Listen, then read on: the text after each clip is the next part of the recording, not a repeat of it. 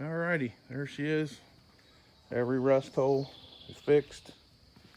Got some of that metal to metal primer on some of it. That's what the gray is. Uh,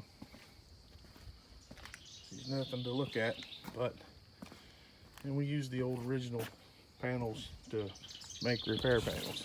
So there it is. Uh, there's the bottom of the fender. Had a piece in there about as big as your hand. I ended up cutting out. Pretty trashy. Here's what you get. You know, and even this, looked okay out in here. But look up at the back of it. You see these little cars, you see one or two pinholes. You get to digging, you got a pinhole, you got a hole big as a baseball if you really get to looking usually.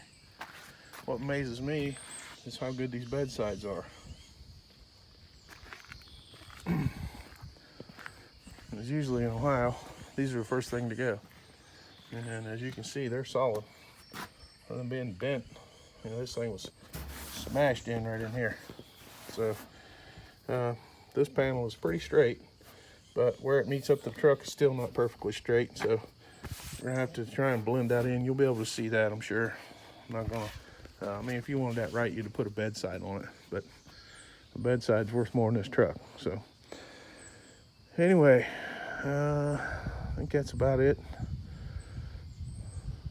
And I probably would have cut the bedside off of that Suburban had it been the right length. The area in front of the back tire is where you needed that, and on the Suburban you have none. So anyway, rust free. As far as rust holes, it's rust free right now. So now all it's a matter of I'll get my, they call it a pinstripe removal tool. It's a big eraser on a rotary die grinder. I'll get that damn adhesive off where the trim was.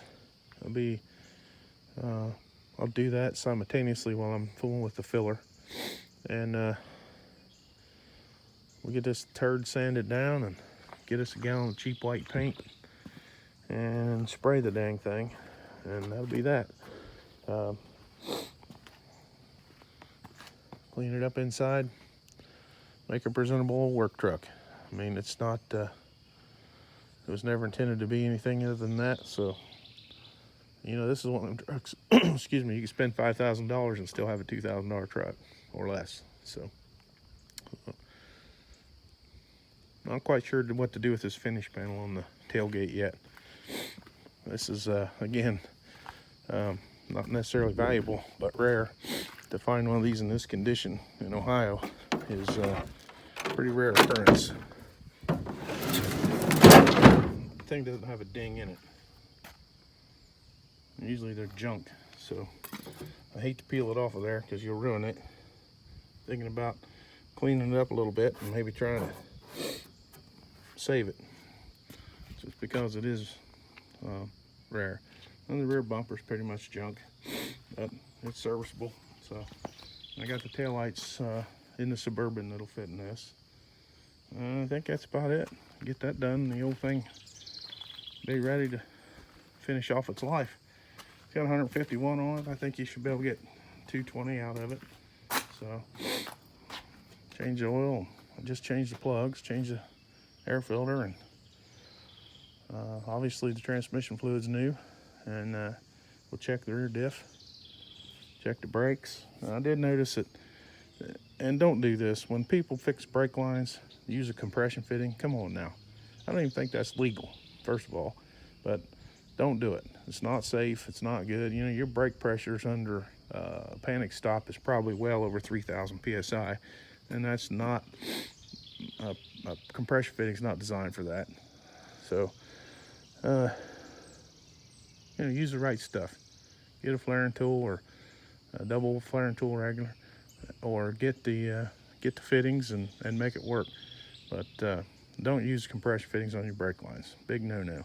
But that's how this one going to the back is on this truck. So that's on the list of repairs to do too.